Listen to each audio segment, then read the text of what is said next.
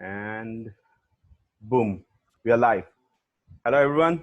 This is your host Ibrahim Susiwala, and we are here with Anshul Kothari today, who is our first guest on the show on the podcast Chronic Convo. Hi, Anshul. How are you doing? Hi, Ibrahim. I'm good. Yeah, thank you for How are doing you this, doing? man. Thank you for doing this. We have been trying to do this for a long, long time, huh? Yeah, finally we got some time in the lockdown period to make use of it. Right. So we were talking about how you have been able to achieve things in swimming, especially. I mean, when it comes to swimming, and also along with that, the academic achievements that you have done.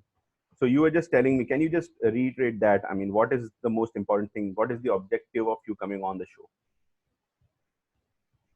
So I think the basic idea what we discussed earlier also was that a lot of people in India are not motivated to do sport. All right. A lot of people who are motivated don't have much information Mm-hmm. of how to sport. All right. And like obviously sports is still not considered a career in India. So All right. people do have their apprehensions Mm-hmm. of how life is in sport and how life is after sport and what is to be done. Okay. And like often watch TV and Mm-hmm. see the athletes from countries like UK, Australia, Mm-hmm. USA Uh-huh. doing good, but they still always have that question: what are these people doing there? All right. Okay. What are not happening here? Mm-hmm. So all this information kind of needs to go out, and people will be made more aware of what initiatives have been taken by a lot of governments, NGOs. Mm-hmm. So basically everything about sport and how to go about it, Right. Right. especially getting sports and Olympic sports. All right. Okay.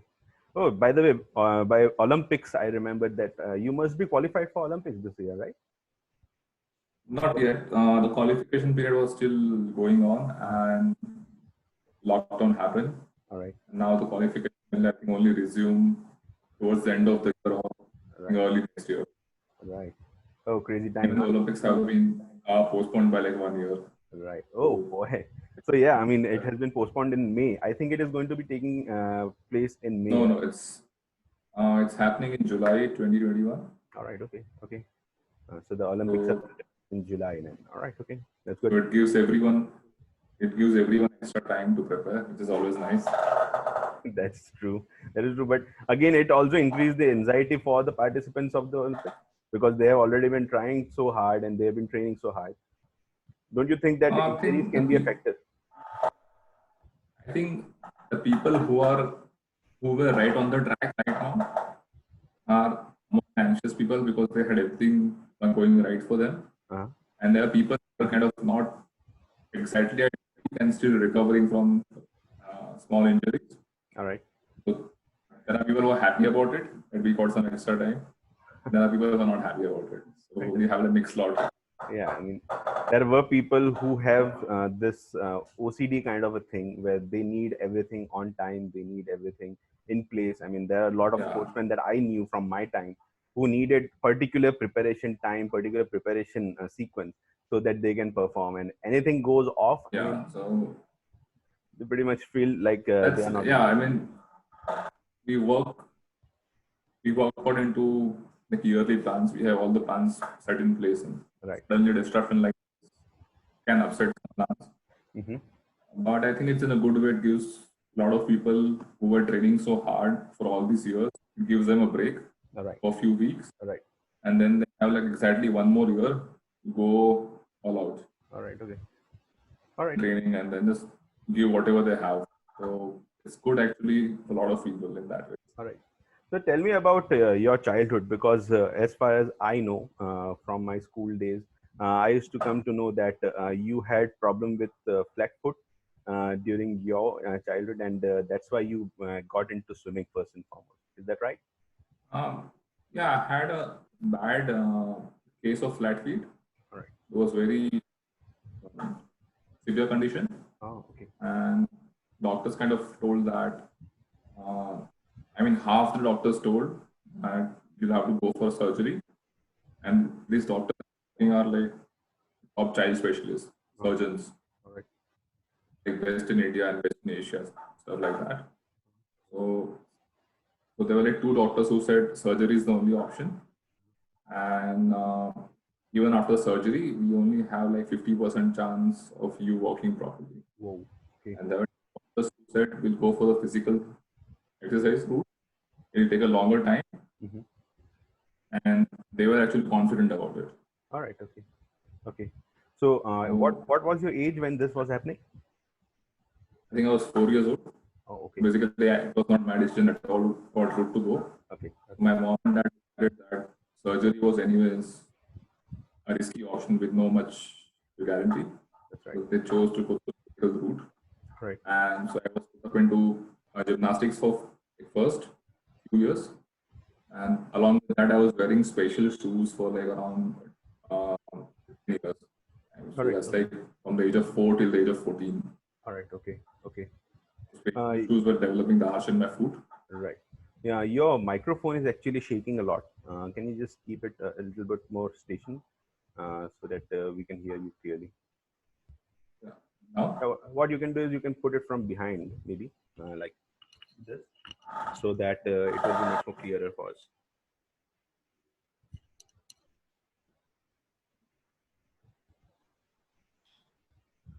Take your time. Don't worry, man. Now? Yeah. It's much better. All right. So yeah.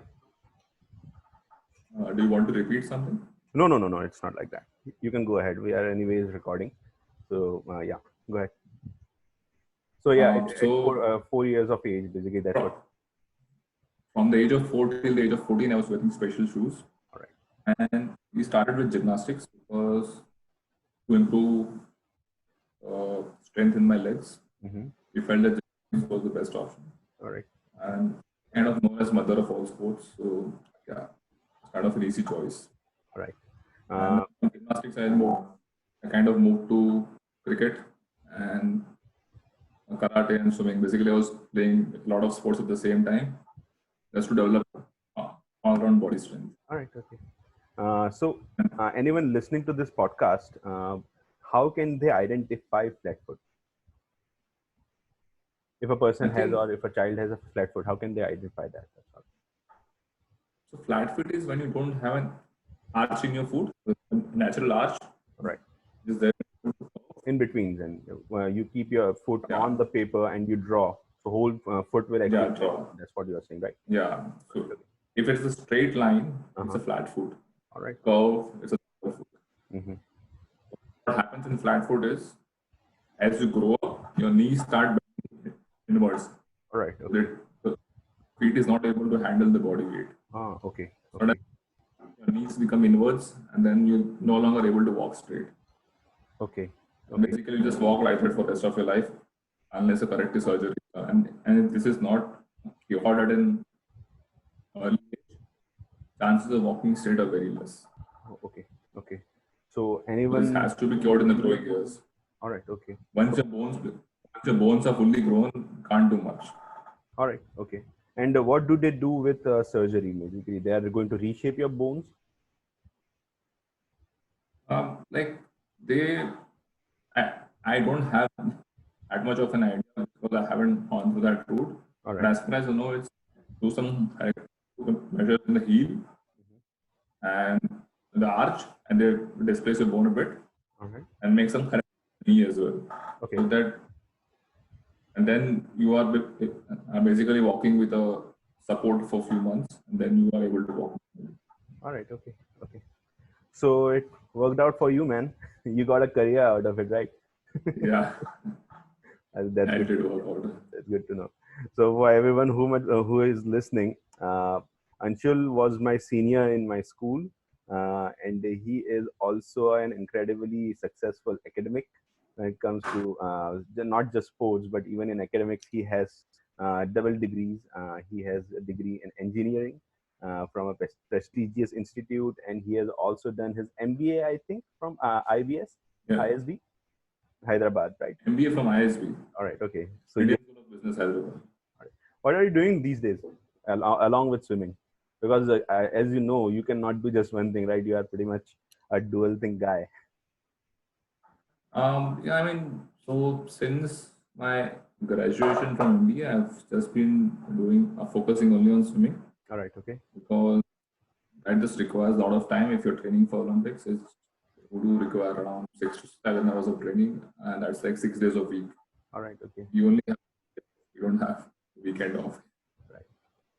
So that is just now a full time job for All me. right. Okay. with the Olympics. Well, I never saw you in school because you used to attend school very little. I really remember that I used to see you once every 2 or 3 months in school. No, Whatever school reason. was not like that. No, school I was attending school. No, I don't think I never missed school like that. Only thing you probably didn't ever see me was because I was always rushing, like from swimming to school, school to again back to swimming. All right. So So I was basically, you were around training for in competition. freely talking to anyone. All right. Okay. Yeah, so you won't find me playing around a lot after school, or you won't find me like I was basically doing my job, like studying in school, straight away out. All right. No time wasting. So basically, that's the reason a lot of people don't see me, even though I'm there. Yeah. And our sports teacher used to rub your example all the time in our faces when we were in football, because whenever whenever we thought that we were doing well in football, there comes Anshul. Anshul is getting up at 4 o'clock. Anshul is doing this. He's taking science. He's doing this and that, and he's sleeping at 8 o'clock or 9 o'clock, and he's getting back at 4 o'clock. We were just like, no matter how much we do, we are never going to catch up with Anshul in school. I think a lot of people hate me for that. That you kind of ruined it for us. I think it's actually in a good way that I was being able to inspire people and at least being a good example for a lot of children. Absolutely. Because, like, as you also know, that Surat is a small city, Yeah. and to sport from there and go to the national team is not something that happens every day. That is true. That is Not absolutely even every year, basically. You barely have few international athletes from the city. So that itself shows that how difficult it is to come from a village, town, or a small city and go and compete with people who always have like all right. good facilities in the metros. That is true. That's true. What I used to think Like was, also yeah, also the mentality in the small city is not like motivating for the sport. They would always be like, study. What will happen if you don't study? You'll be on the that is roads. true. That is true. Oh, Nothing will happen in life. it is a testament to your parents first and foremost, who really gave you the right support in the first place. Because as far as your family does not give you the support, you cannot succeed in this at this level, especially. Yeah, definitely. I mean, that was the best part, that I had my support of mom and dad. And obviously, there used to be a lot of concern among the relatives and a lot of well wishers that got to study, because like you won't be able to make a lot of money in sport, and nothing will happen much in a sport except you'll get some few medals and nobody will bother about that. That's right. And this the time I'm talking about is in '99 or early 2000s, All right. where we didn't even have IPL in cricket. All right. So now we have IPL, so we can say, oh, cricket has a lot of money. But back in the day, even cricket didn't have that much money. That is true. And I was playing cricket at the state level as well. All right. Okay. At time it wasn't. So I had to finally make a decision: either play cricket or do swimming, because either ways there was not money in any sport that time. I know that. I chose an individual sport because that kind of meant that I was only reliant on myself, not reliant on a lot of other people. Right. There is a appeal to that as well, Anshul, because I used to do boxing in university. So I had the experience of a team sport as well as an individual sport, and it does not. I mean, it does actually make you much more conscious and much more confident when it comes to individual sports, where everything relies on you and your ability on the day. That's one thing. But another good thing I feel in a team sport is the training is always fun. Yeah, that is. When you're training for an individual sport, and also a sport like swimming where you can't even open your mouth in the water. Basically, you're just on your Uh, own, staring at the wall.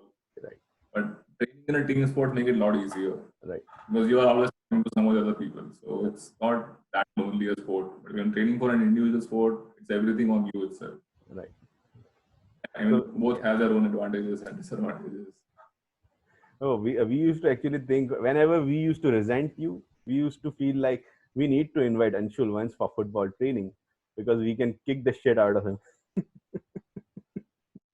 I think I would have enjoyed it a lot because I would have got to talk. I think if football, I would have just enjoyed either ways.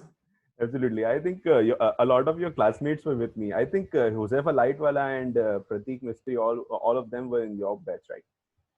Yeah, both of them were my classmates. So, Right. Yeah. and I think well, So you had a very fun batch then. I would rather say. yeah, like my class was quite active in sport.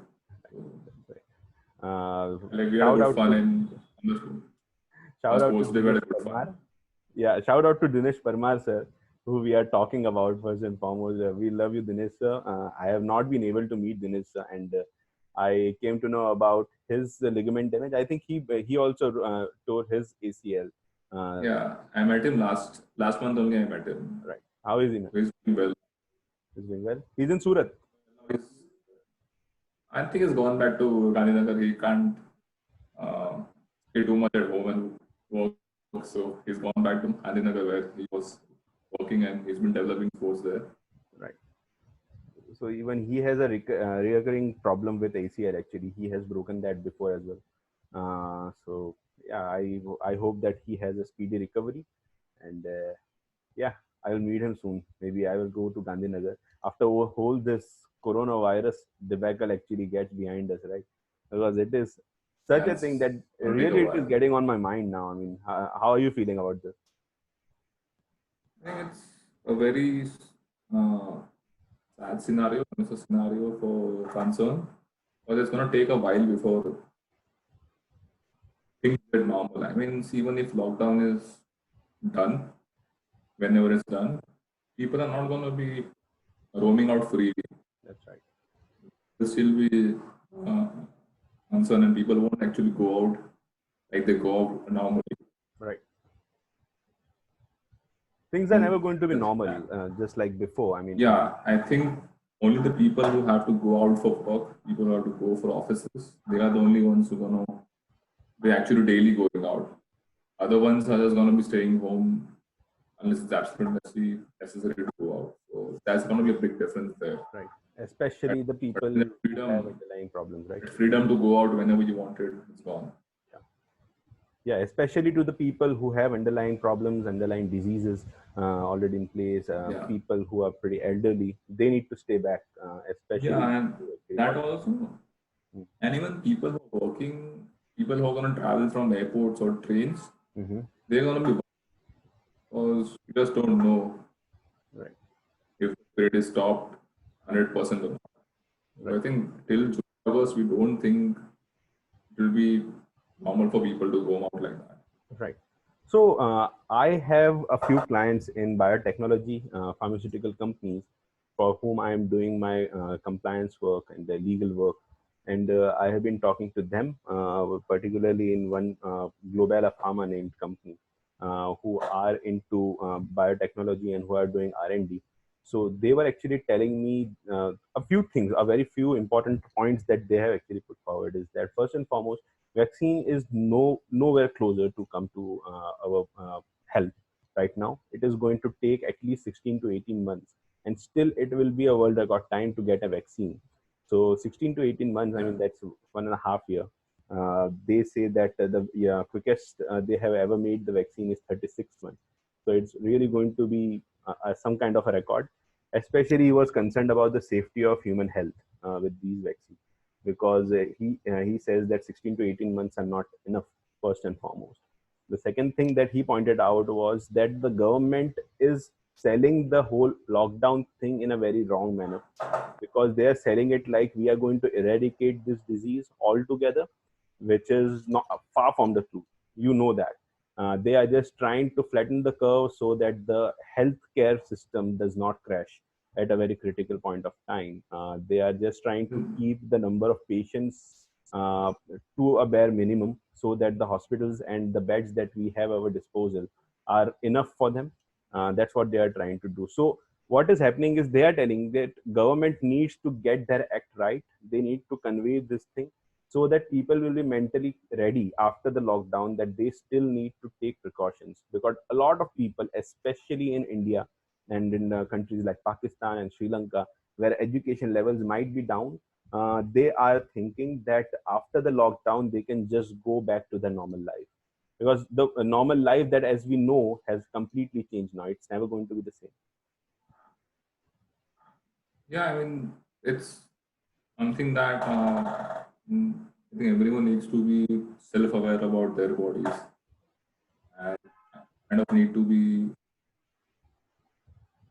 not blaming anyone for their illnesses. Because if you're gonna take care of your body, you're gonna be fine. That's right. If you're not gonna take care of your body, nobody else can come and take care for you.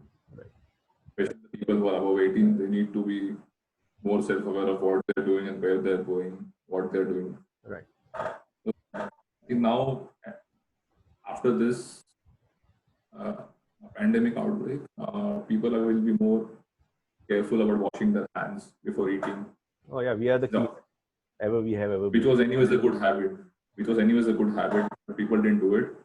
People will be more careful about their own health now. So this is actually a good thing that That is people good. would be more disciplined about their health. Right. We are very clean right now. Indians have never been as clean as this ever before. So yeah, I mean, we are fine Yeah. with in that area. But yeah, I mean, what do you think the government should be doing or they are doing wrong? Maybe in India or in any other country. I think we are doing far much better than a lot of other countries. And we have been very much proactive. True. And we have been, ahead of the other countries which didn't take the consequences of COVID-19 seriously. Right. So, like countries like Italy, Spain, USA, where the outbreak was quite widespread. So we learned our lessons from them, and Right. we are like more proactive. I think Yeah. it's a good thing. And again, we had a lot of people coming from abroad. So we were not in position to leave our people abroad. Once they came in here, some percentage of infection was going to spread. So, I mean,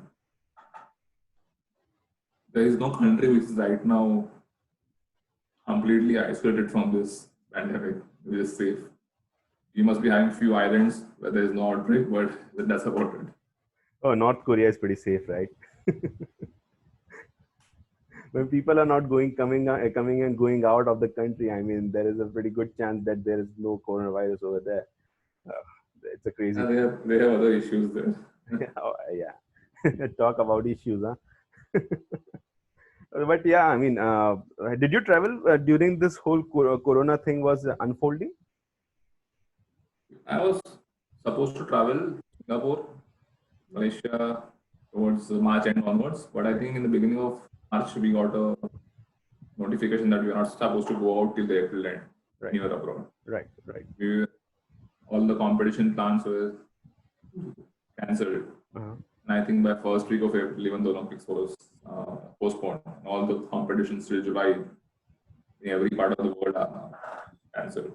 All right. I think probably till October, November, no sporting event will happen. When there is a World Cup happening in Australia in November, they are not sure about it.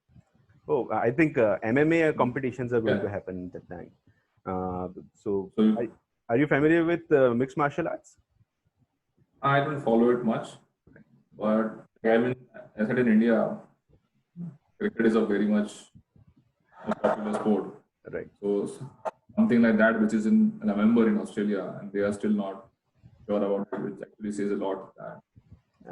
I don't think so. It will be possible in Australia because the government of Australia has already announced a 6 to 8 months worth of lockdown. So they are going to review that also, and like I think a lot of cases where gathering happens, that are going to be uh, concern for people. People organizing it for people who are going to go there. So it's not going to be that easy and simplistic because everyone is going to make their own decisions. Right. That is true. Not like wholly dependent on the government. Government can only give an advisory. It's up to people if they want to follow, they don't want to follow. The government can keep saying wear a mask, use sanitizer, but people don't want to use them. Right. That's right. No government can do anything. Absolutely. See, I traveled to Dubai. So I was supposed to travel on 29th of January to Dubai. And because the whole thing was going down in Wuhan at the time in China, I said that just sit back. I hope that this will boil over. And then I will travel to Dubai. I was supposed to travel again on 22nd of February. And again, the whole thing was spreading across the nation, across China, and went into Taiwan and Mongolia and all these regions. Even Russia was starting to pick it up. Italy was actually getting higher and higher. The numbers were getting higher over the time. In the end, I thought I need to talk to the experts. So I started talking to certain experts, and they told me, if you need to travel, you travel right now, because this is just the start. This is not going to go anywhere for the next 12 to 18 months. That's what they were saying, because this is influenza. And that's the time when I said, I need to rush to Dubai. I need to finish my work, office work, and I need to get back. So I planned a 15 days trip to Dubai. And I went on 14th of March again. And there were no cases in Surat at that time. In our city, there was not a single case. So I was walking into something I knew nothing about. So the day I clearly remember, the day I actually landed in Dubai and I went to the hotel, everything was so clean, super clean over there, that I was just thinking to myself, what exactly am I being scared about? I mean, I don't see any kind of problem. And that's the thing about this. This is such a new thing that people cannot comprehend. People cannot understand the danger that it can spread to other people. And a lot of people don't realize that there are perfectly healthy people with no symptoms who have the virus in their bodies, and they are the ones who are spreading it. So people are not taking it seriously until it happens to someone in the family. That's true. That's when people take it seriously. Right. So I think that's the reason spreads have not been able to stop so fast. If everyone took it seriously, I mean, there's a lot of information spread everywhere now. Mhm. But if people are not being conscious about the health, I think there is no government that can do anything. Right. That is true. So people will have to be proactive for the next few months to take care of their health. Right. See, first and foremost, I call bullshit on what the governments around the world have been doing, because as far as I have spoken to the people who understand the science, the biotechnology part, they are telling me that any amount of hand washing, any amount of mask is not going to save you from the virus, because all it takes is the virus.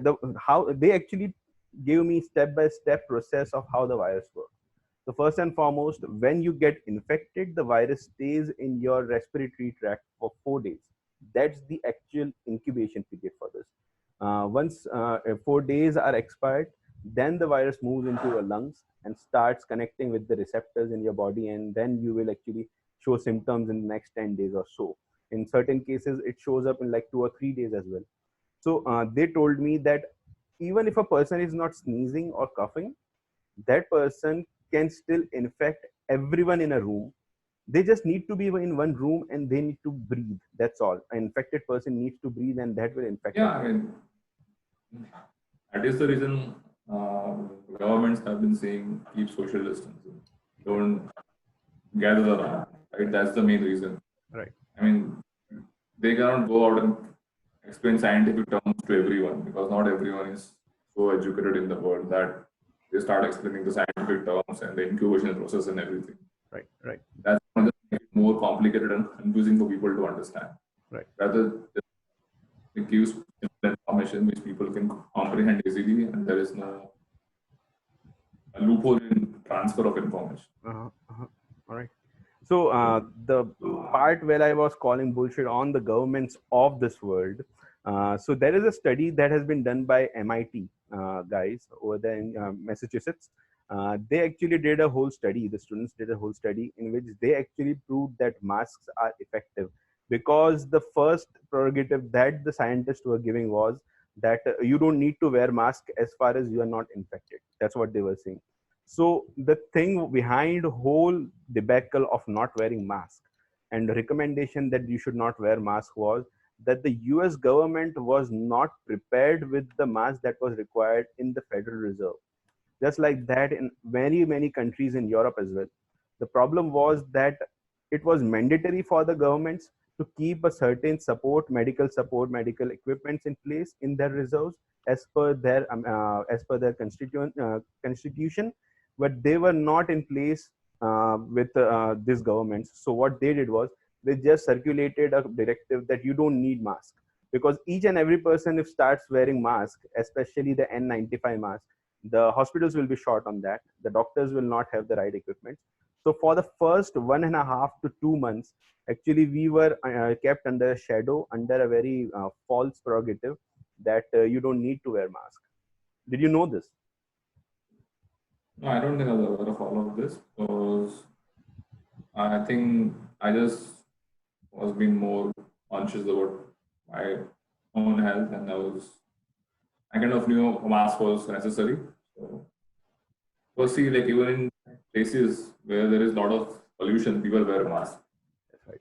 And this is not the case of pollution. So it was more of common sense decision that mask will be a safer option than not wearing a mask.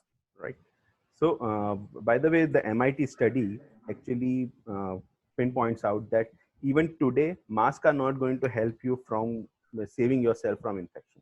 The virus itself is so small. I mean, it's a molecular thing, right? It's as small as a molecule. So it will anyways pass into your respiratory system, but you won't be able to infect others, and it will slow down the spread. That's why they are actually telling that you need to wear mask.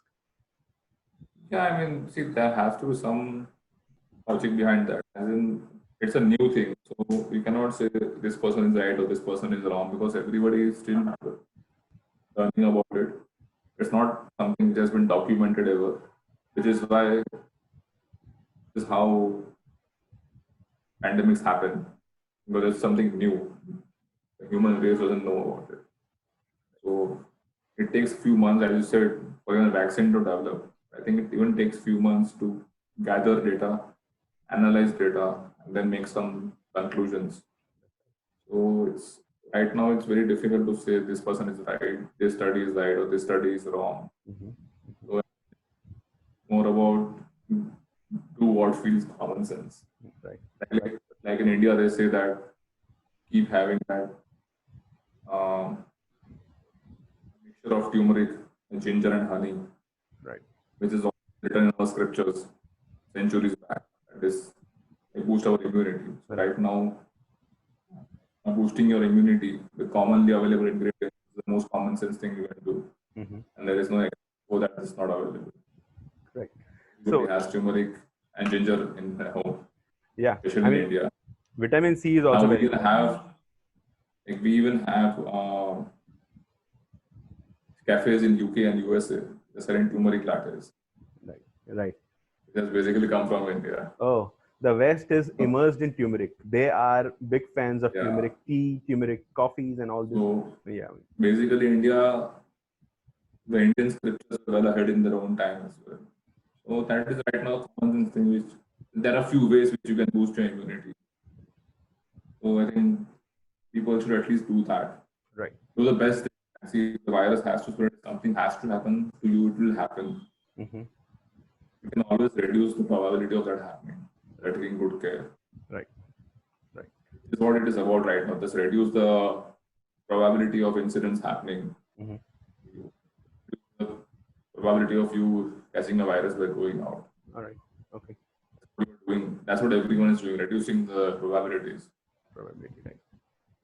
That's a very good point, actually. Yeah, that's a very good point because The disaster management in US is actually estimating that around 70% of the population is anyways going to get infected by this virus anyways, maybe not now, then in future. And what they say is that it's very important that everyone keeps the immunity system ready for this. It should not be hampered Yeah, by anything. and not only that, see, this virus is one thing. Once monsoon and winters starts in every nation, people will anyways gonna have Oh yeah. common viral infections, normal viral fevers and stuff like that. People anyways gonna have it. So immunity, I mean, having a good immunity is going to be beneficial not only for COVID-19, but I think for every illness. Right, right. So do It you just know? makes your life better. Yeah, that's right. Do you know how many people actually die in US by common flu every year? I don't think, but I I'll do know give that you, I'll give you a lot of figure. And people yeah, across the world have common flu. That's why it's called common flu, because it happens regularly. I'll give you a figure, and I think you will be surprised. Around 20,000 to 30,000 people on average die in US because of flu every year. Yeah, and see, that is the reason it's called as it is happening a lot. Right. So in that normal scenario, also, if we are advised to take care of our immunity, I think now it makes more of a common sense decision to take care of your immunity. Right. Right. That's true. Whatever measures you can take, basically. Right. Are you familiar with the concept of heat shock proteins? No. All right, so I'll just give you an explanation. Actually, you already knew this, but just the terminology is pretty different. So every time you have a sauna for 20 minutes, or you have a workout of around 25 to 30 minutes. So basically, we have endurance workouts, right, in which we do 2 or 3 minute circuits of each and every exercise in a very rapid manner. When you do that, your body actually imitates the effect that we have while we have fever. So basically, our body heats up. We have fever because our body is trying to kill something that has invaded our body, any kind of virus or any kind of bacteria. So these heat shock proteins are created when we have a very intensive workout, or we have a 20 minutes or 25 minutes worth of sauna. So your body will imitate that, and it will get heated up.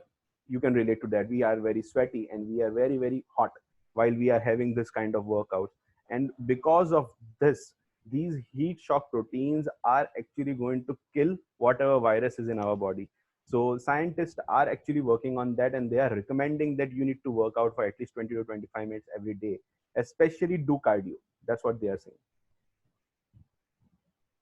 Yeah, I mean, as I said, we just don't know right now what is the Oh, best solution. there is So, a lot of things that they know. As far as you talk to the right kind of people, as far as you talk to the right kind of researchers with the right knowledge and attitude, they will actually tell you a lot of things about this.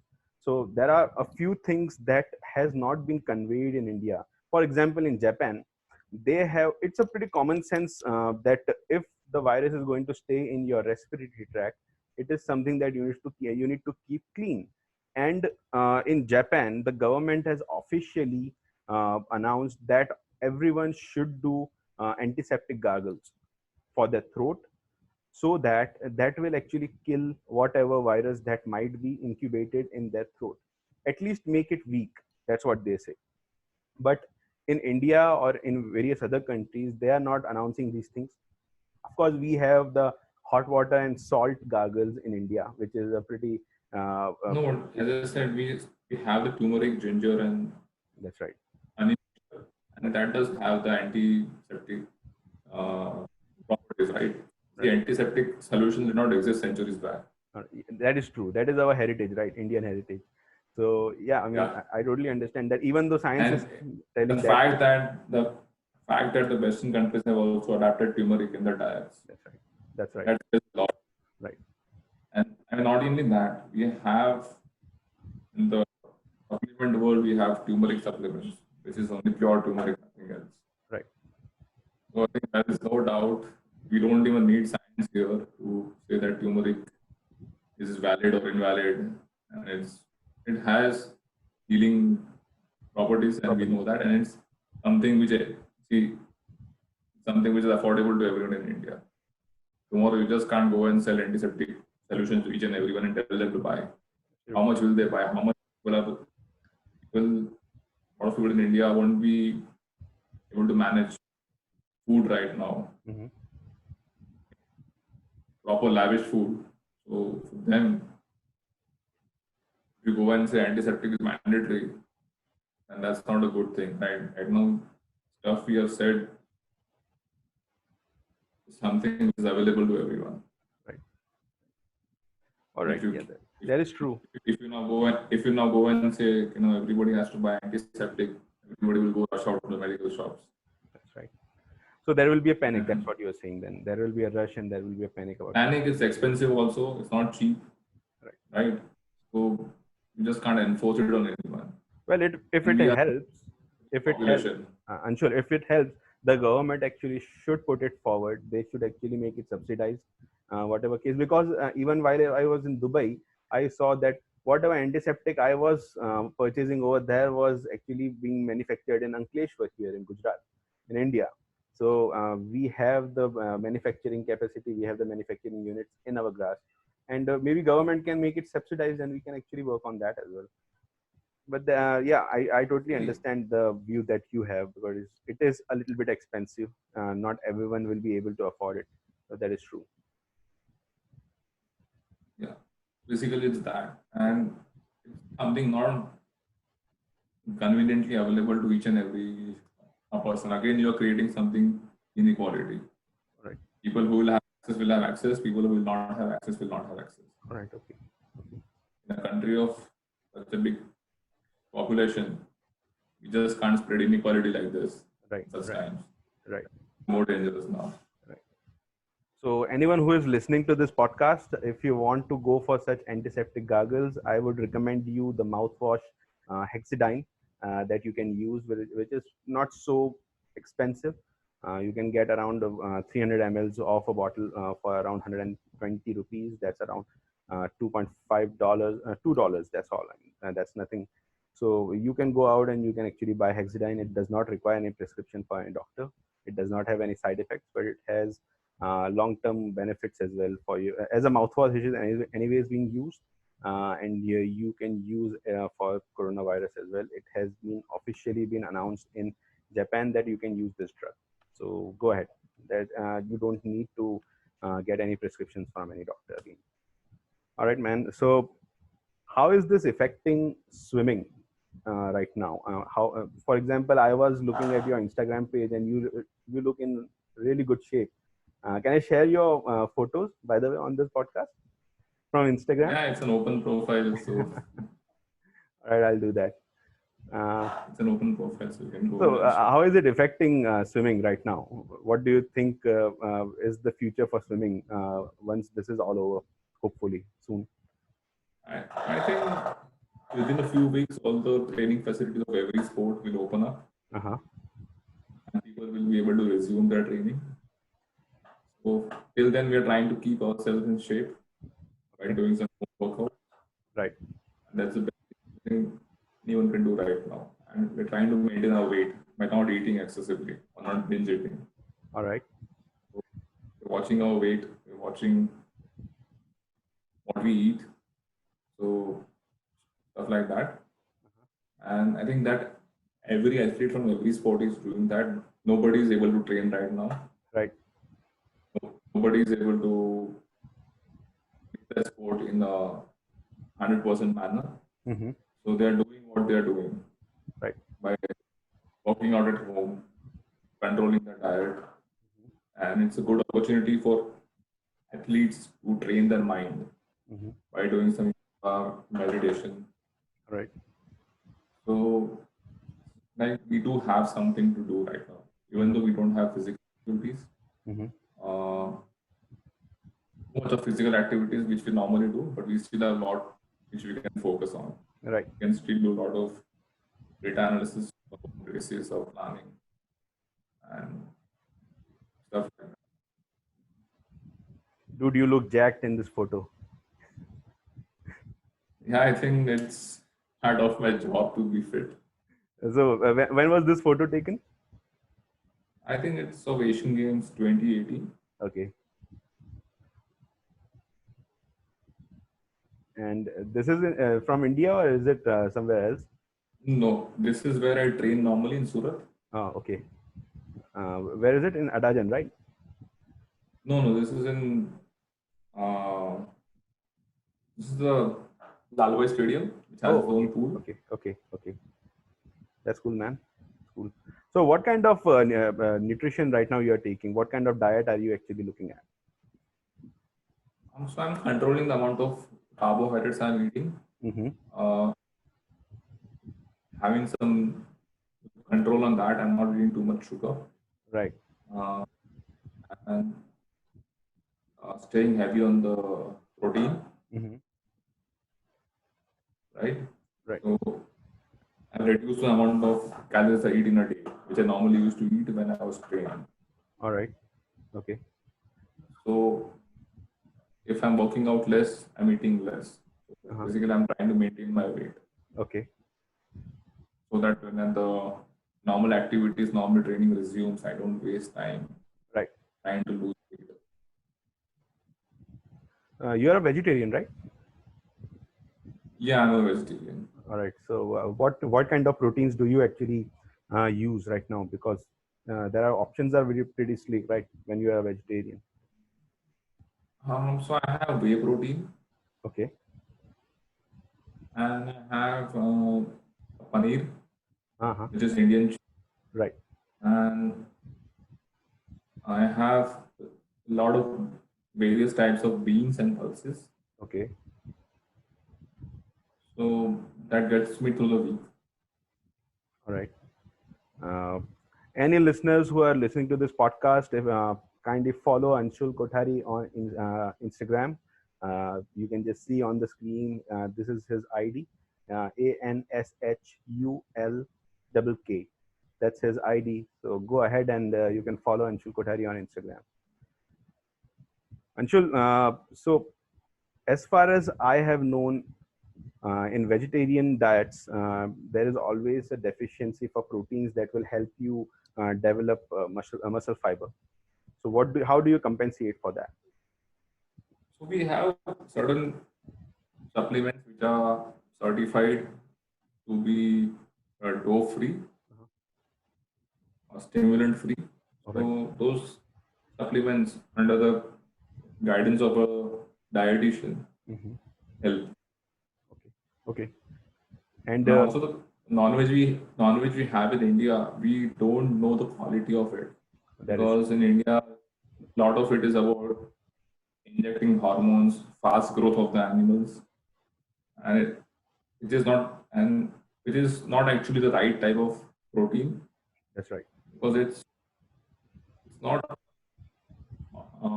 natural, not organic. It's again full of chemicals only. Right. What you eat abroad, quite Right. different. Mm-hmm. A lot of it is organic, a lot of it is farm fresh. Animals are grass fed. You have those labelings. You Right. know what kind of food you're getting in your body. Right. So again, it's not like non-veg we have in India is super clean and super quality stuff. Right. Yeah, I So can relate to that. basically, that is more important that the kind of food you're Mm-hmm. All right. vegetarian or non-vegetarian. If you're trying to put lower quality of food, which is full of chemicals, it's not going to help you anyways. Not going to extract the nutrients from the body. All right. Okay. Okay. That's right. That's right. So, coming forward, if there are any aspirants for who want to make their career in swimming, what should they look first and foremost in them to understand that whether they should go ahead with swimming career or not? And what do you recommend for them if they anyways want to go ahead? I think the most important thing is that you don't really pick up sport and let's say I'm going to do swimming when you are like under 10. Till the age of 10, you just keep playing multiple sports, developing all your muscles. Mm-hmm. And when you are at the age of 10, then you are in a better position to decide what you are naturally good at. All right. So Okay. based on that information and where your interests lie and what facilities are available, go for that sport. That's how you basically choose your sport. All right. Okay. Okay. And when you go into that sport, your body is fully developed. So you will be in a better position to excel in that sport. All right. Okay. Like how we study in school. In school, we study a lot of subjects till 10th. Right. Then we slowly diverge into science, commerce, or arts. And then again, we go into more specification. Right. So it's like that. Right. Basically, till the age of 10, you expose your body to all the sports, not any sport which you can play. And then you go and specialize in one sport. Right. People in abroad also do. All right. That way, there will be less pressure on the child as well. There won't be any pressure. So the kid will enjoy sport, he won't get bored. Like, see, when you are starting your career too early, let's say around 5-6 years, choosing only one sport. By the age of 20 to 25, you have spent like 17 years, 20 years in the sport. You're pretty much done. Body and mind both is done. Oh, okay. So you don't have a long career. Right. You want to have long career in a sport. Basically, start at around 10, 11. Then that's when you start rigorous training. So that by the age of like 28, 30, you're still fresh and about to keep up. All right. Your body can still handle. Your mind is not bored of the sport. All right. Okay. So, Training is not so much fun when you're training 6-7 hours a day, all the year around, sacrificing a lot of things, missing out of a lot of fun which normal kids do. And you keep doing that for years and years, it doesn't get more exciting. But the only exciting part which people see on the outside is we are winning medals, standing on the podiums, we're doing interviews, coming on TV, we're coming in newspaper. right. And people think that's what we do every day. That's only like 5% of our life. That's right. The rest 95% is all behind the scenes, which nobody sees. Right. The discipline Nobody that sees goes that we into wait. Nobody sees that any athlete wake up at 5 a.m. in the morning and goes for training. Right. Or you tell that to my I think boxing. the most difficult part which people really underestimate is waking up from the bed. I think it's very easy to wake up at 5 a.m. I think you try doing it for the whole year and you will understand how difficult that is. Oh, I know. I did that Especially for in winters. Yeah. Especially in winters, when it's cold and you want to sleep more. You want to wake up at 5 a.m. and go for training. Any sport. I'm not only just saying for me. I mean, it's not that simple or that easy. It doesn't become easier. So I think it's a lot of hard work. Right. So there is a lot of dedication that is required. Basically, that's what you're saying. Yeah, I mean, it's 95% hard work, pain, discipline, determination, everything. Only that 5% is the glamour we get. And that's not, people should never go into sport assuming that, oh, that's life. No, you're not getting into bodybuilding. Oh, what was the age? That's something different. What was the age of Michael Phelps when he won all those record gold medals in Olympics? I think it was 24 or 25. Okay. When he broke the record for the most medals in Olympics. Yeah, it was 24. All right. So, oh, wow. So you actually peak in swimming when you are 24, 25? That's what you're saying? I think in any sport, from the age of 24, 27, that's when your body is the strongest. Right. When the muscles and bones are completely developed. Right. Even your mind is actually completely developed, right? You're more mature from experiences. Right. Good or bad, both. So, right. But what happens in India is people quit by the age of 17, 18. People go and focus on academics or take up a job. Right. Obvious reasons. So we tend to lose a lot of athletes there. A lot of people are just would have been good, suddenly lost because there's not much money in sport. Okay. I'm talking of Olympic sports here, not cricket. So it's a difficult choice. And there are people who try to balance it by doing some academics along with the sport. Because End of the day, everyone knows that there has to be life beyond sport. Sport can go forever. Right. There has to be some backup. So, I mean, it's a lot of people abroad, especially balance academics and sport. Some people are doing part-time jobs and doing a sport. So it's about how much you want to achieve, how serious you are about your goal, Right. how much you care for the goal. That's going to decide everything. Right. That's and you have to prepare for certain sacrifices which you have to make. Like small things like maintaining your diet, sleeping on time, not roaming out too much. Because as you grow old, you need to rest your body also a lot. Right. That's how it gets fresh. That's how it gets fresher. It's not like you just train. Training is just 1/3 part of the whole thing. 1/3 is food, diet, I mean. 1/3 is sleep. Right. If you're not sleeping properly, there's no way you're going to be training properly. Right. So if you're doing everything right, that's when you can think of having a medal in your hands. Right. So whole thing makes a complete picture. A lot of times people just think, oh, I've trained so good, now I can go and Win this. roam around, go watch a movie, Right. do some activity and not sleep properly. Right. Watch a late night movie, keep playing. Now we're in the age of mobile phones. I mean, keep scrolling till midnight, not sleep properly, then go to training and you're sleepy. You're not up to your optimal level. Right. All of these small, when you take care of that, that's when something big like a medal Right. happens. So anyone who is actually listening and who is thinking of going into swimming discipline, I would rather recommend that don't go into corporate, because you are never going to get the right kind of sleep as a corporate professional. You always have to there are days, I'm sure you won't believe, that I have to sleep like 2 or 3 hours for a week straight. There are certain times where I have to work overtime, and I can just sleep 2 or 3 hours every night. That's all. So in that sense, I mean, there is a complete dedication that is required in swimming itself. I mean, when it comes to the whole discipline part, because I did this while I had a second time I tore my ACL.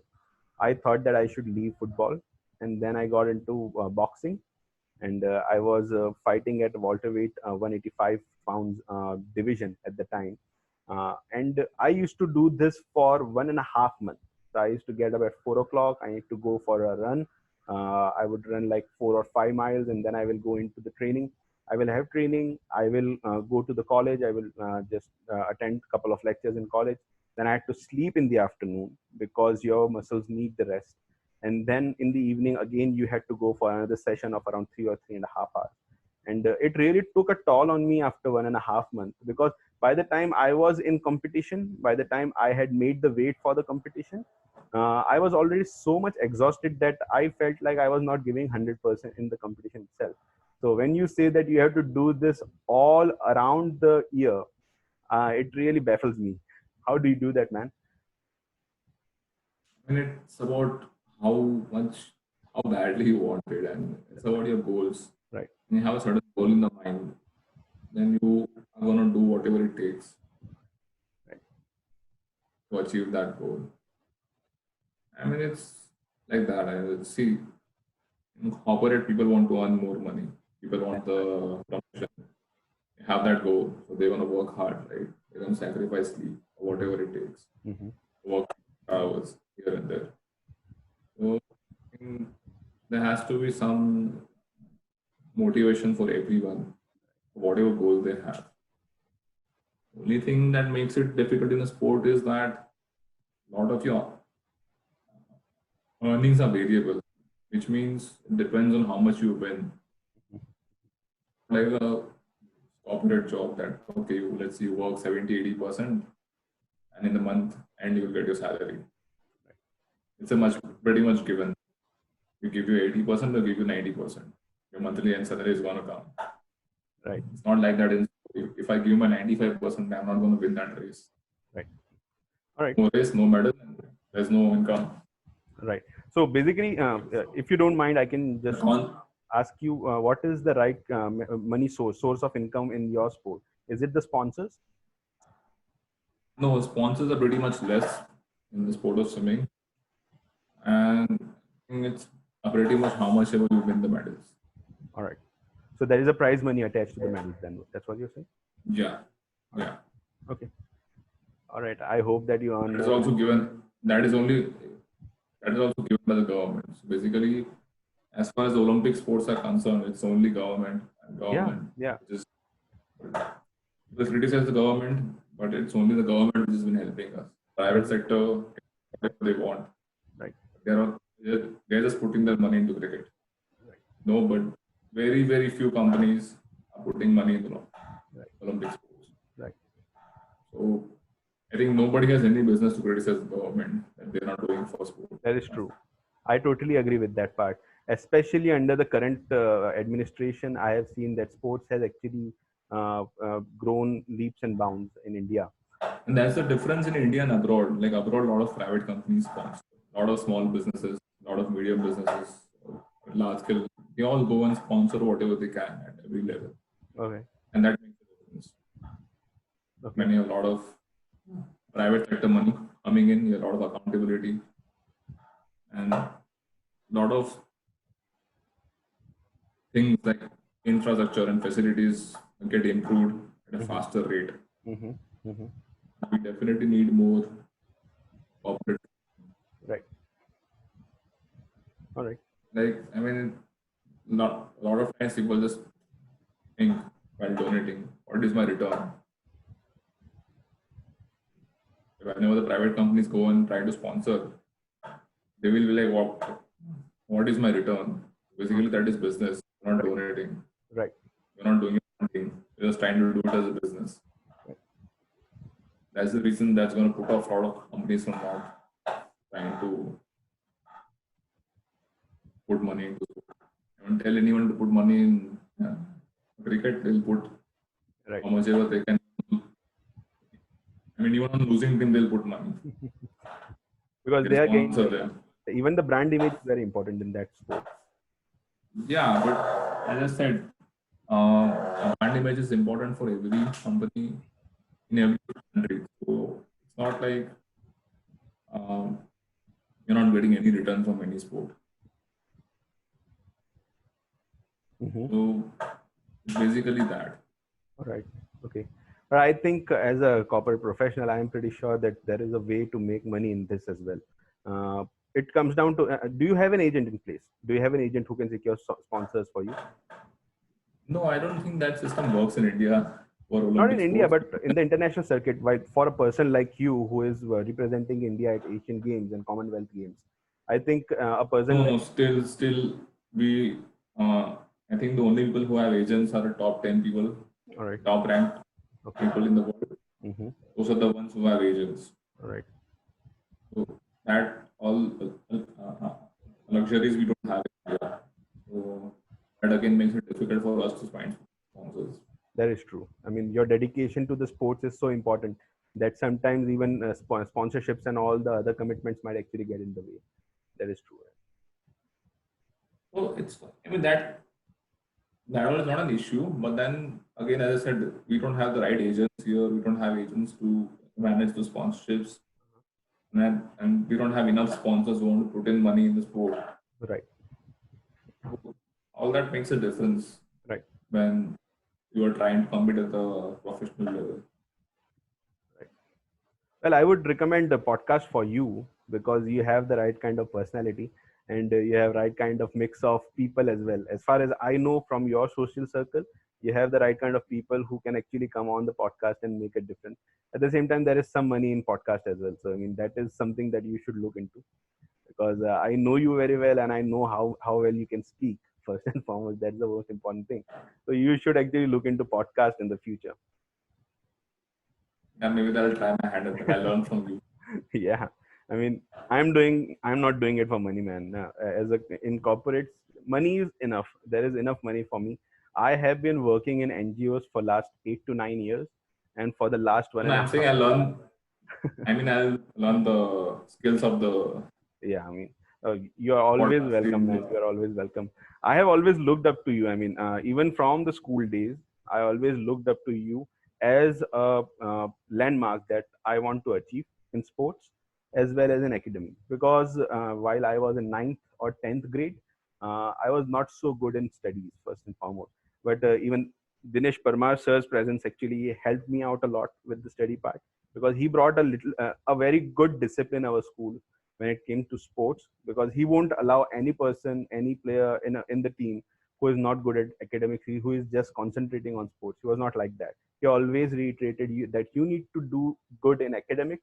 At the same time, you need to do good in sports as well. So from the 11th standard onwards, 11th grade onwards, I was pretty stable with my academic part as well. But again, always your example came to my mind that a person can actually do well in sports at the same time in academics as well, because you were doing really well at that time. So I that think, really see, helped me out. it's we also have a lot of misconception in India that if you do a sport, you can't study, it will Right, suffer. right, But the scientific research and my own personal experience says the reverse. right.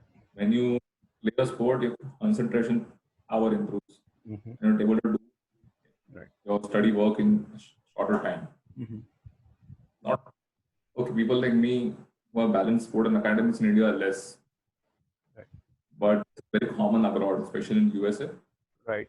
People are very Yeah, easily able to manage academic and that's sport. true. That's true. And it's not that they're working hard; they're working very, very hard. So it's about how much hard you want to work. If you want to be soft in approaching life, if you want to be like lazy about things, have it easy way, no, that's not going to happen the easy way. You're going to have to work hard, Right, and that is the only way. There's no shortcut that you're balancing sport and academics unique. I mean, you require some Superman skills. No, it's not that. It's right, simply hard right. discipline. But then again, It's not that I have. It's not that I have something extra given from God. right, No, I've had to sacrifice a lot. I have to make sure that I have been disciplined in sport and studies both, and I have to ensure it happens on a daily basis. After that, I have been able to achieve results. The right, moment I lose my focus or I start being lazy, I can automatically see the results. So it's not like we have it easy or we are. I mean, we have some Superman talent given in us. right, Nothing like that. right, right. Because even, I mean, even if you see abroad, people who are not doing sport, Mm-hmm. they are managing studies and part-time jobs, right? Right, It's a lot of people do that. Especially when people from India, if they go abroad, they take up some jobs in the free hours and they study. right. Basically, people are managing. It's Mm-hmm. a fact that people can Right. now. How badly you want it is the difference. That's The true. second thing, if you're blaming everyone, okay, my school is giving me a lot of work, my coach is giving me a lot of workouts, you're not going to get anything done. When you will keep blaming people all your life, first you blame your school teachers, then you blame your coaches, then you'll go blame your bosses, then you'll find anyone to blame basically all your life. So That's right. That's that's not going to make your work done. right. Right. But It's just going to make you feel good. It's going to make you feel good for a while, but you also internally know it that what you have done. right, Not lie to yourself. right. That is right. You always know it. Yeah, especially in the competition that you are, there are no excuses. But I would quickly make 2 points to you on this topic. I mean, first and foremost, we need a culture in which we are accommodated in a proper manner. So, in a lot of countries abroad who have very successful sports person with along with a good academic track record, they first and foremost have an environment where they are being accommodated in a very proper manner. That the education system will accommodate them on scholarships, especially the people who come on sports scholarships. They will be given the right amount of time to train. At the same time, they will given the right amount of workload in the academics part as well, which is missing in India. For example, our teachers, there are a lot of teachers who don't have any experience in sports, and they have literally discouraged me from sports when I was in school. They used to tell me that what would you do by becoming a footballer, or what would you do by becoming a cricketer? I mean, it was like that. So I they were think not we, accommodating. we also have the wrong mentality in India is that the moment you start playing, you have to make money. That is true. That is true. Yeah. And it's like saying the moment you get into school, you have to start making money. No, you spend some years studying, spend some years mastering your degree. Right. That's when you go and start earning, right? Same way as sport. You spend some years in sport, then you think about winning medals. And when you start winning medals, automatically stuff happens. Right. People notice you. And see, like even a popular sport like cricket, there are lakhs of players, millions of players Absolutely. playing at a young age. Not everyone goes and becomes national team member. So it's like um, a wrong expectation that people have that the moment they get into sport, they start making money. No, you first spend your time perfecting your skills, perfecting your sport. You achieve something, then you are in a position to say that, oh, I'm not getting enough money or I'm not getting enough sponsor. Right. Before that, nobody is going to put money like that in you, right? Correct. When people abroad try to become national team members, they can't. Right. Have they made money? No. Even they have not made money. So and wrong expectations of like money, like everything is about money. That's what makes it difficult then. Right. Let's say you're going to do a start. Sports is also like a startup. When you're in a startup, you don't start making money from day one. That's right. That's right. Take 1 year, 2 year, or 5 years. Take some years before you are Down the line. profitable. That's right. It takes like And even in startups, right. even in startups, you have VC funding. That's like a sponsor in sport. Right. Like the VC funding, people are taking risk in your startup. They're not sure if your startup is going to kick off. Absolutely. Right? There is no proper timeline in place for even break even for the startup businesses, right? Not every startup becomes a unicorn.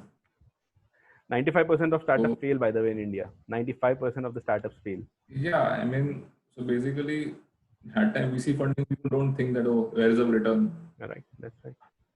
Just waiting for the one good bet, who balance all the bad bets. I can go for hours and hours on VCs, right? That's the same thing with sport, right? You have to take your bets on certain players. Right, that's right. If it pays off, it pays off. If it doesn't pay off, it doesn't pay off. You look at, see, if you want to look at the business way, just look at that way then. Mm-hmm. Right. That's a good way of comparing a startup and a sport. Right. Okay. All right. What people try to do is start comparing sport with an established business. No, there's a wrong comparison. Well, you cannot compare it because both the things are done by very different kind of people with different mentalities. No. I mean, I totally understand. Yeah. I'm talking from perspective of an investor. Mm-hmm. If the investor wants to compare our returns, wants to about returns and I mean how much return I'll get from sport, how much return from this and that. When you compare a startup, you compare a sport. Right. Right. You're exactly doing this. You say you're not getting enough return in a sport, but telling me how much of your bets in the startup are really good bets. Right. I mean, there's a very famous movie called Dangal in India. And in that movie, they show a guy who sells chicken. That's right. To the wrestler for free. Not taking any money. He's taking a bet basically by selling free non-veg food to them. Right. And those kids become national or international medalists. The Fogart family. That's his risk, right? That's right. That's true.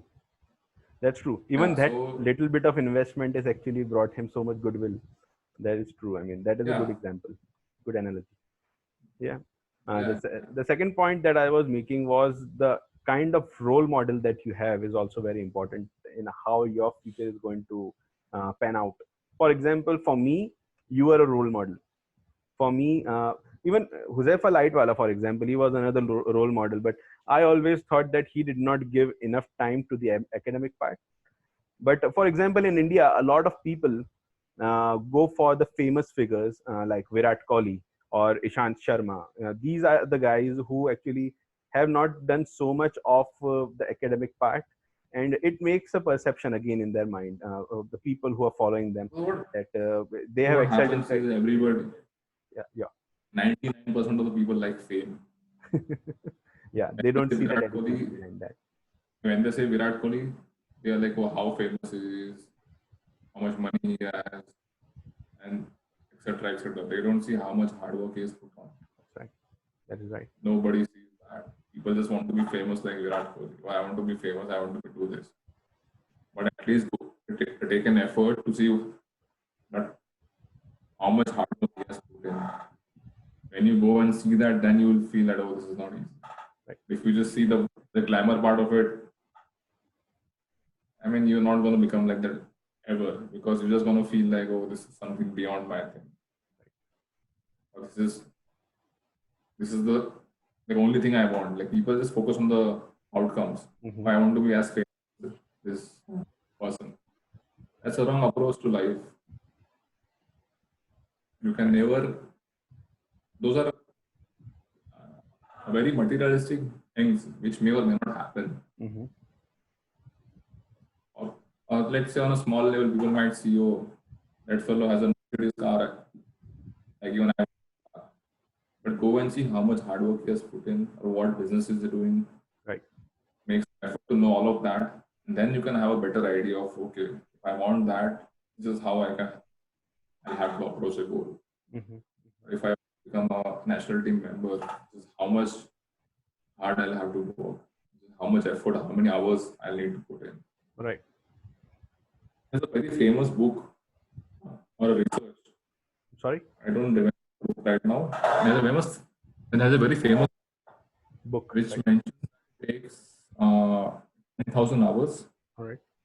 for a human to be a master of some skill. All right.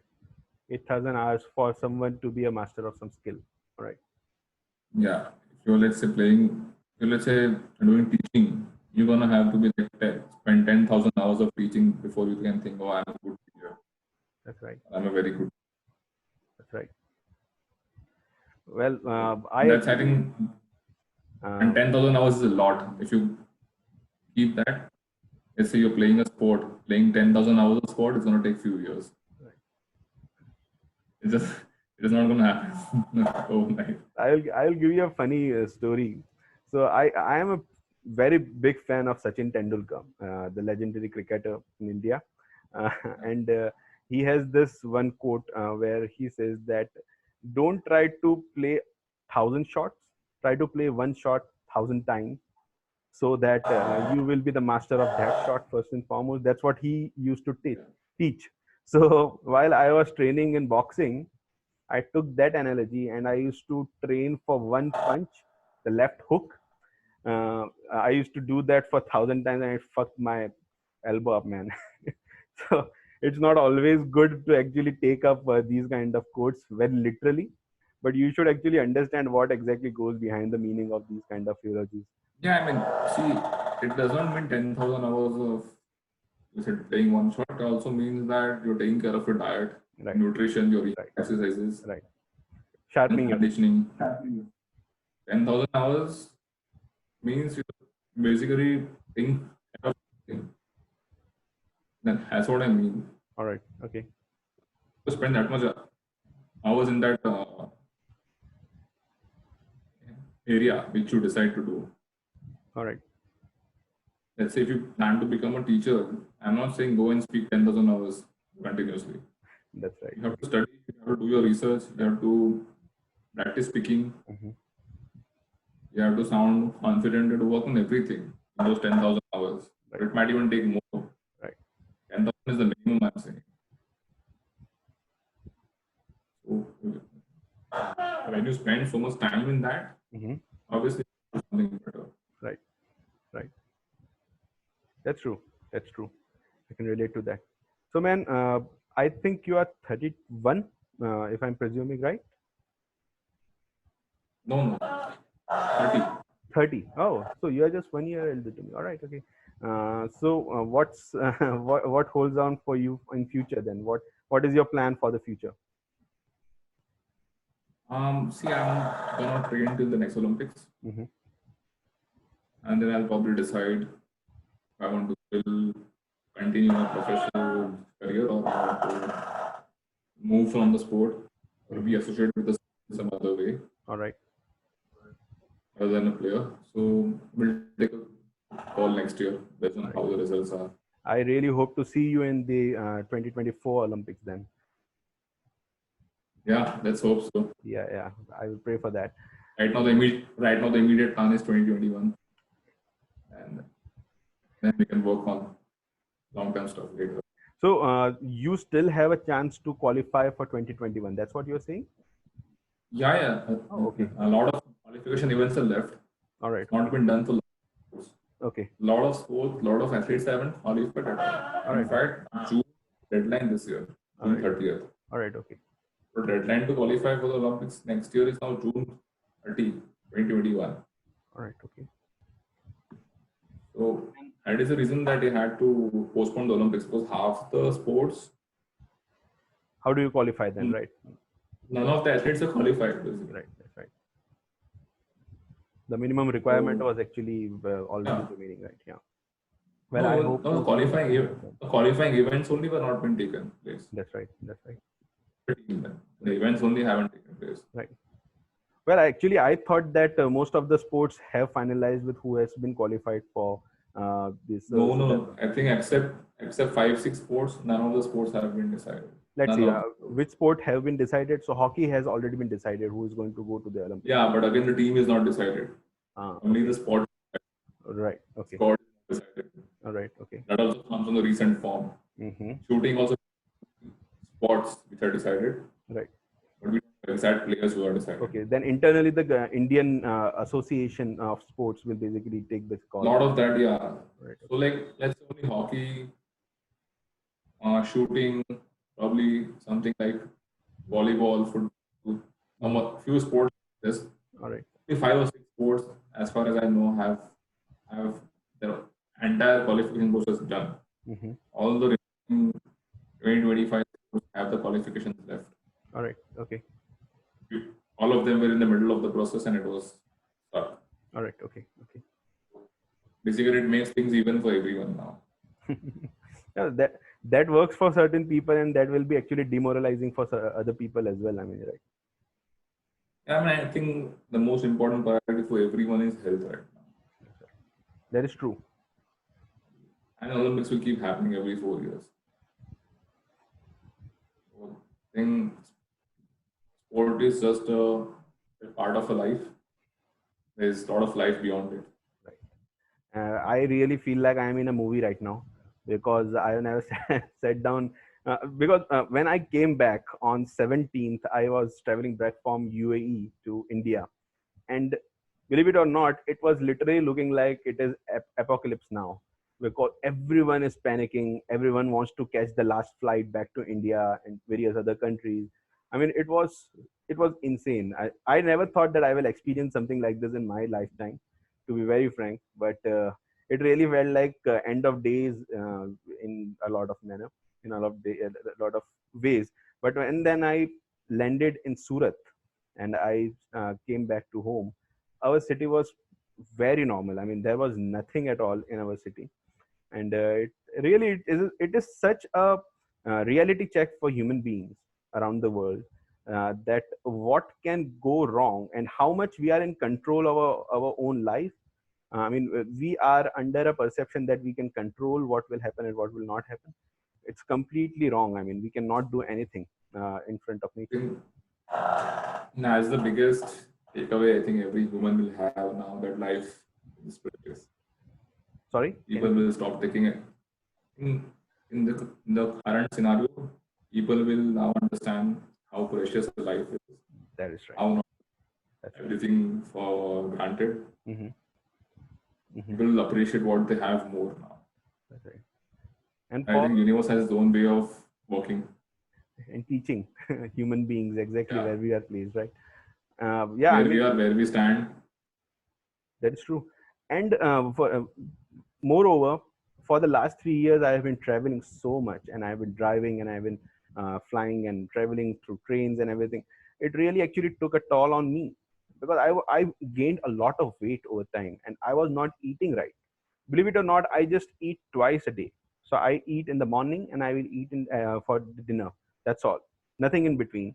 And still, I was gaining so much weight, and I was not able to control weight, especially coming from a boxing background. I used to control my weight a lot, and I can cut my weight a lot as well. I was not able to do that, and I was not able to figure out why is it happening to me. But during this last 1 month, while I have not traveled, I have actually lost around 12 to 13 pounds in just this time. So it actually shows that this traveling and all the hectic life that we are actually accustomed to is taking a big toll on your body. And this realization came to me once I sat down at home, and things started to get normal for my body per se. I mean, it's incredible. It's incredible how little we are in this universe. We are just a speck. We are just a speck. And only thing that I can relate, and only thing that made me feel like this was 2 years ago when I went for trekking in Himalaya. So in Himalaya, Greater Himalayas, once you start climbing those mountains, you will actually feel like you are nothing. You are nothing compared to the nature. And a lot of people who don't travel to these places, who are not so much, who are not able to relate so much to the nature, they don't understand this. There's so much arrogance in people every day. There will be so many people who will be bragging about their money. There will be so many people who will be bragging about their status. They are nothing, and they don't understand it in their life. I think this whole coronavirus thing will actually make them realize that, because even if you want to go out, you cannot go out. And everyone, there are so many people I have spoken to, and even myself, I have found it that it is really really anxious. There is so much anxiety, but by just sitting at home, it makes you feel like how much the pets be feeling when we are keeping them caged up in home. How much the other animals might be feeling when we are keeping them afloat in some other tank or something like that, right? So it's a really good Yeah, perspective for human beings. exactly. So I think it's, I mean, see, everyone was complaining before that we're not getting enough time with family. And then, here we go. Here we go. So, I mean, people can either look at the good side or keep complaining. Right. But There's always something good even when the bad time is happening, that's true. something benefit you're getting out of it. Right. Right. I think the I universe has mean, put us in our now, place then. yeah, and a lot of people now can work from home and spend time with family. They're Well, yeah. getting everything done basically. Oh, They're yeah. getting everything done. That's right. That's right. I And they're totally getting believe that. I and mean, they, and they're getting food just made at home. What else do they need? see, first and I foremost, mean, the whole landscape of working from office is going to change after this. I mean, I have been working remotely. See, first thing that I need to point out is that I am humbled by the opportunity that I have from working from home, because at least I can do something. At the same time, I also feel the pain of people who cannot work from home, who have to go out, the daily laborers especially. I really feel for them. yeah, but if you see the social media, people sitting at home are the only ones who are complaining. Well, The ones who are they are the ones who have been and I mean negative about everything, despite being sitting comfortably at home. that, that was You the that was the you main don't find that was the you main don't find point. people who Anshul, that was don't the find main point. Sorry, I'm sorry to interrupt. That was the main point behind putting this podcast up, because I was fed up of the mainstream media and the social media itself as well, to a lot of extent, has so much negativity in it, that there is a requirement to put in the right kind of people in the right kind of place, so that they can speak the right kind of things. For example, you have a very strong personality, you have so much experience, but That is not spoken on social media. While you are speaking, while people are listening to you, they will actually aspire to do something greater in life. But in social media, what we are seeing is a lot of memes, first and foremost. People are getting Yeah, I meaner and mean, meaner each and every day with the social media. and suddenly everybody is an expert in everything. That is true. I mean, everybody is an expert in everything suddenly. Starting to give opinions. Huh? And these are the people who have nothing to complain about in this time. They're sitting comfortable at their home, working from home, salary is coming at the month end, spending time with family or not, binge watching on Netflix, Apple internet, everything is there. Oh boy, I think Netflix will be employing half of the population on the planet after this, because if this thing does not end so fast, I mean, Netflix is going to be the only business that is profitable at the end. Yeah, and I'm just saying that no, that people, I mean, let's say people in India also complain a lot. Government should do this, government should do that, this. But I'm pretty sure 70% of the nation doesn't even know that our health minister is a surgeon. All right, I did I'm not know pretty that. sure 70% of the see, there you go. Right.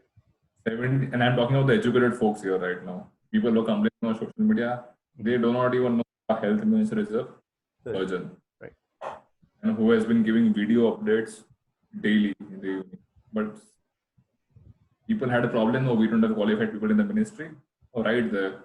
You have a surgeon who's experienced in medicine. Right. He's the competent person then. Ordinary surgeon. He's an ENT surgeon. So he knows what he's talking. Exactly. He can And totally he has an experience of politics as well. He's some like newly politician. He's a very experienced politician as well. We have educated people. then, right? Yeah, we have qualified people who are leading the nation. But again, the complaint is still there. Well, it's ignorance. I mean, yeah, it's ignorance.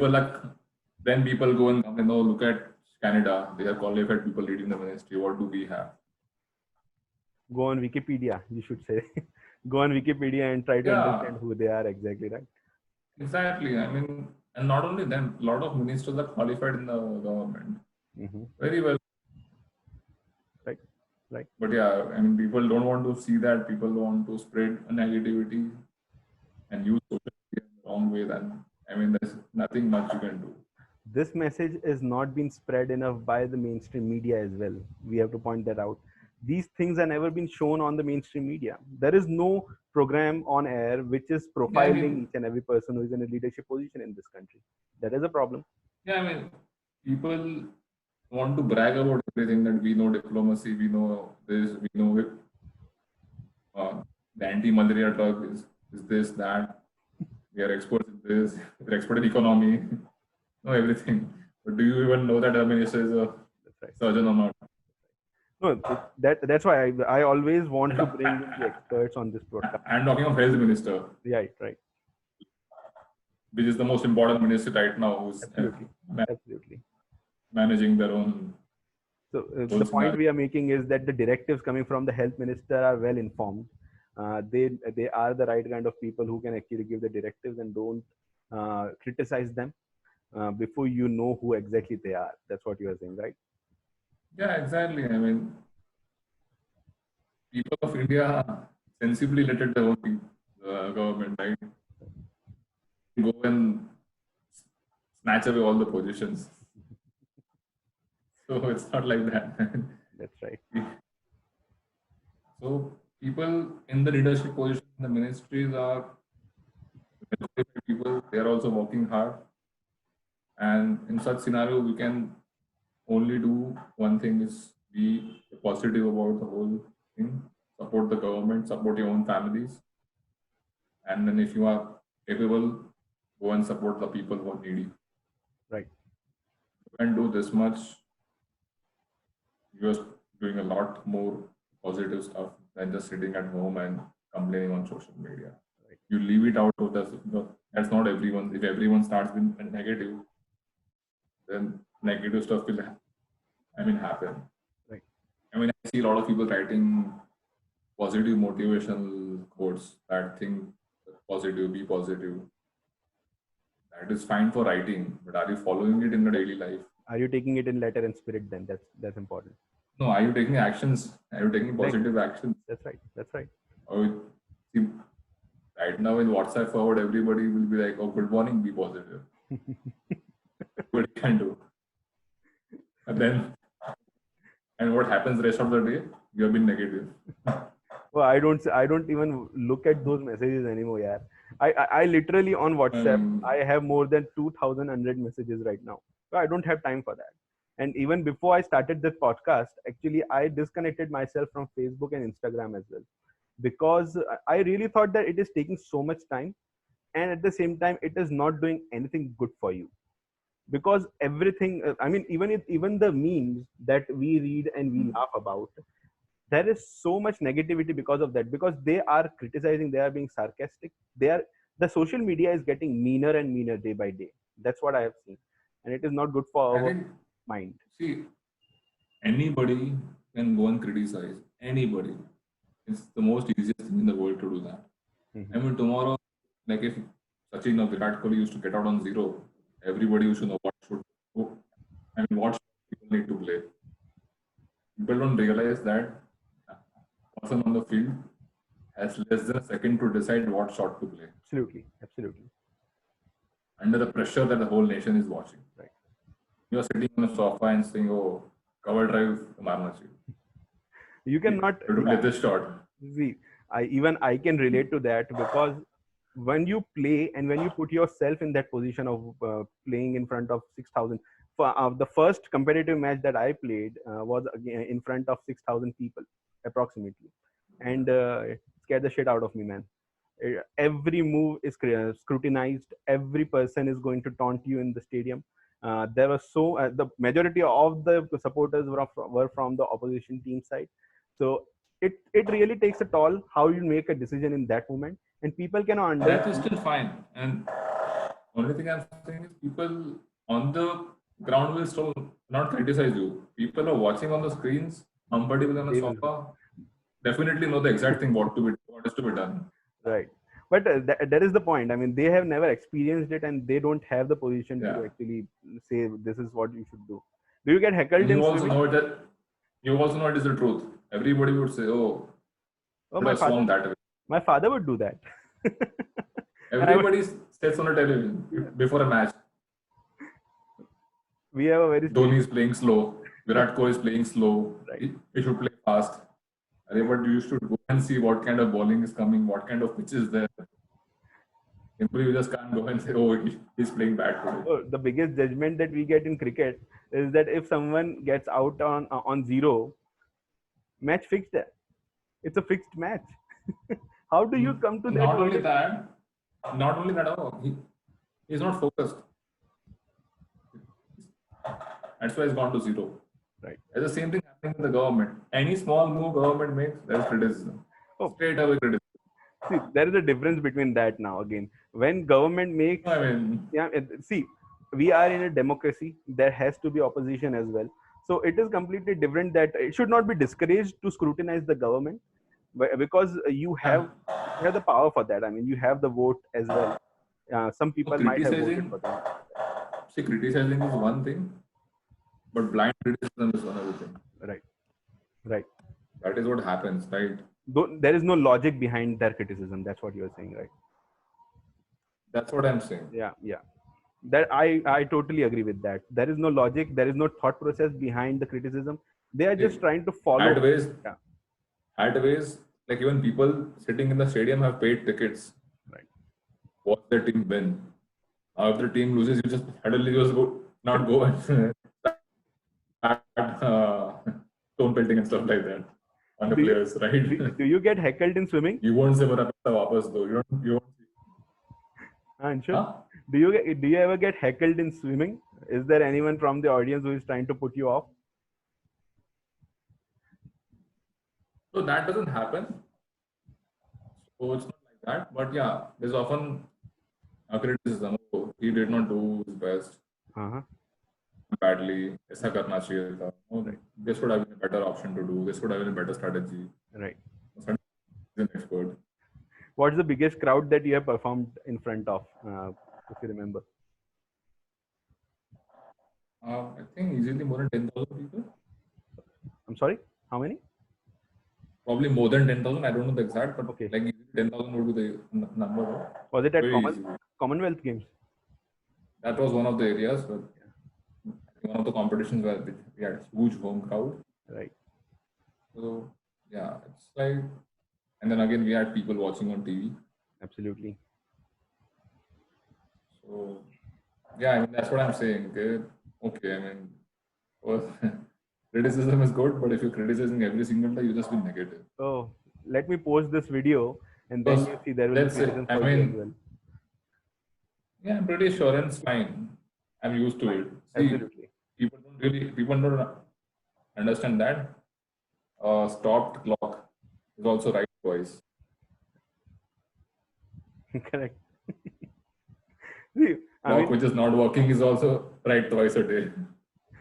I did a live streaming podcast for basically for the people who are facing unemployment in coronavirus situation, and I had announced that live streaming a couple of days ahead of time on Facebook and on various other platforms, and a lot of people asked me questions through email. So I got around 27 emails. Out of that, around 18 emails were just spammers who were actually, there were some racist emails that I received. There was some emails just, they did not want to ask questions. They basically wanted to criticize me and put me down. That's what they were trying to do. I mean, so even the social media whole circuit is actually very negative, and that's it.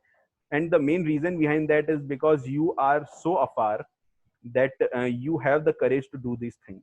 If you are in front of me and I will punch the shit out of you, you're not going to say the same things to me in my face, right? Yeah, I mean, see, right now, as I said, everybody is also criticizing the government. Mm-hmm. I would just like to ask those people that will you even go and volunteer in the hospital? That's right. Absolutely. Will you go and spend 6 hours in the hospital? Just 6 hours, not even more than that. If needed. No, you will think, why should I go? Right. My life is important. That is true. And of course, I mean, see, me as a person, and there are people who voluntarily have gone for services. That's right. Mumbai. In Mumbai, in India, UK, there are a lot of people who have come back to service. I mean, there are retired doctors who have come back to service, right? I mean, obviously their life is precious. They have their own families. They have still gone. Absolutely, yeah. So you can either be that, or just simply criticize. So the SMC, Surat Municipal Corporation people, they actually came to check me up because I came back from Dubai and I had a travel history. So I was the 25th on their list. And when they came and they saw me that I was diligently doing my self quarantine in my room, even my wife and everyone was really disconnected from me. They said that you are the 25th guy we have come to check and you are the only person who was in self quarantine. And she was so happy because she said, you seem to be educated. There are so many people out there who have travel history and they're still roaming around against the directive of the government. And then they are criticizing the government again. I'm saying that what can you do then? I mean, exactly. Not only this, we had this initiative of Clean India. Government said keep your own homes clean. Don't litter in public. Mm-hmm. It's your own. People still do it.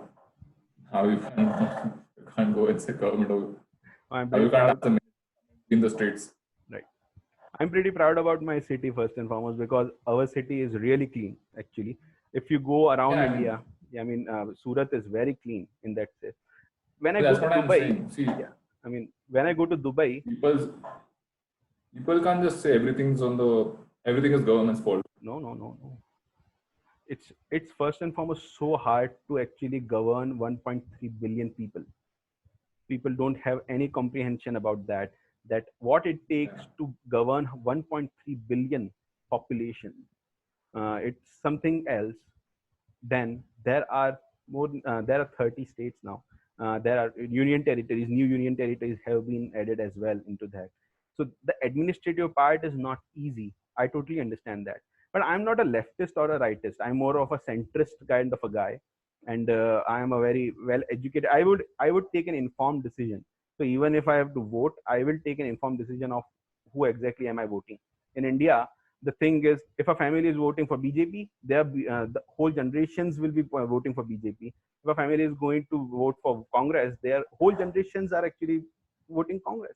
It's like that. There is no informed decision when it comes to voting in India. So that is a problem. That is something that people should take into consideration. I mean, it's an individual choice, so I don't really want to comment on it. It is an individual choice, but it is again the value of your vote is something that you need to understand. And I don't think so people understand that in India. I don't think so. Yeah, but then someday people will understand. That's the hope. All right, that's good. That's good. All right, man. I think I'll need to go soon because Yeah, it's time absolutely. I was just going to say that we need to wrap this up. It was absolute pleasure to have you on the podcast, man. And I really hope that we can do this again, face to face, next time. yeah. That would be great. Thank you for inviting me on the It was a pleasure, man. It was a pleasure. first. All right. So thank you very much, Anshul. I would like to see you again on the podcast, and I wish all the best for you in the upcoming Olympic Games. I really hope that you Thank you. represent India this time. Thank you. All right. And you, bye-bye. Bye. All right.